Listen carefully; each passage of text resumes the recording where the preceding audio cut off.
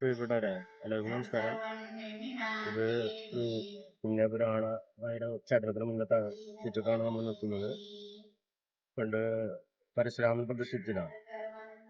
108 ദുർഗാലയങ്ങളിൽ ഒന്നാണ് ശ്രീ ചാത്തന്നൂർ ദുർഗാലയ ക്ഷേത്രം. ഇവിടെ കൊറ്റനല്ലൂരിന്റെ അടുത്തായിട്ടാണ് ഈ ക്ഷേത്രം സ്ഥിതി ചെയ്യുന്നത്.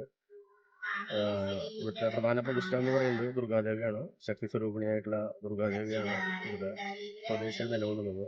ഈ നാടിന്റെയും ഈ തട്ടകത്തിന്റെയും രക്ഷയ്ക്കായിട്ടും അതുപോലെ തന്നെ ഇതിന്റെ ഐശ്വര്യത്തിനായിട്ടും ഈ ദേവി ഇവിടെ കുടികൊള്ളുന്നുണ്ട്. നാനാജാതിമതസ്ഥരായിട്ട് എല്ലാവരും ഈ ക്ഷേത്രമായിട്ട് ബന്ധപ്പെട്ടുകൊണ്ടും ഇവിടുത്തെ ചൈതന്യമായിട്ട് ബന്ധപ്പെട്ടുകൊണ്ടും പ്രവർത്തിക്കുന്നുണ്ട്. വൃശ്ചികമാസത്തിലെ കാർത്തികയാണ് ദേവിയുടെ പിറന്നാളായിട്ട് ഇവിടെ ആഘോഷിക്കുന്നത്. മുൻകാലങ്ങളിൽ ഇവിടെ നിന്നും പ്രശസ്തമായ ആറാട്ടുപുഴ പൂരത്തിനൊക്കെ ആനയായിട്ട് ഇവിടുന്ന് പോയിട്ടുള്ള ചരിത്രം ഇവിടെയുണ്ട്. അതോടൊപ്പം തന്നെ ആഘോഷിക്കുന്നതിന്റെ പ്രധാന വഴിപാടാണ് പ്രതിഷ്ഠാപനം. മേടമാസത്തിലാണ് ദേവിയുടെ അമ്പലം പുനരുദ്ധരിച്ചതിന് ശേഷം പ്രതിഷ്ഠാപനമായിട്ട് നമ്മൾ കൊണ്ടാടുന്നത്. അതുപോലെ തന്നെ പിന്നെ ഒരു പ്രധാന ചടങ്ങ് എന്നുള്ള രീതിയിൽ കർക്കിടക മാസത്തില് ഗണപതി ഹോമം, അതുപോലെ തന്നെ അന്നദാനം.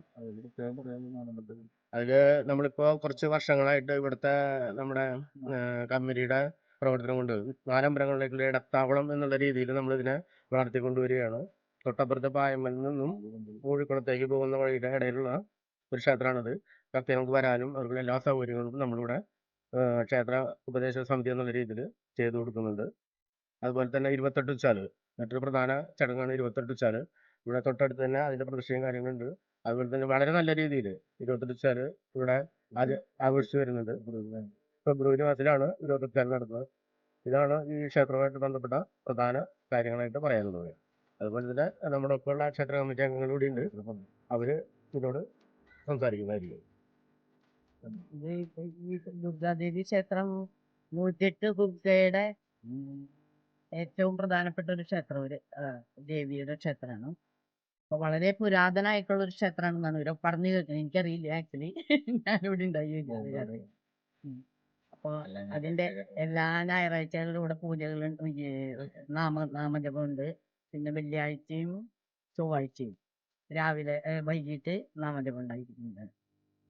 പിന്നെ ഇവിടെ ഇവര് പറഞ്ഞ പോലെ എല്ലാവിധ ഇതുകളും നടക്കുന്നുണ്ട്. അപ്പൊ നമ്മുടെ അമ്പലത്തിനൊരു ഉദ്ധാരണം, എല്ലാ പുരോഗതിയും ഉണ്ടാവട്ടെ എന്ന് എല്ലാ നാട്ടുകാരും എല്ലാവരും മീൻസ് അതിൽ പങ്കെടുത്ത് ഇതാക്കണം എന്ന് ഞങ്ങള് കമ്മിറ്റി അംഗങ്ങൾ എല്ലാവരും കൂടി പ്രതീക്ഷിക്കുന്നു.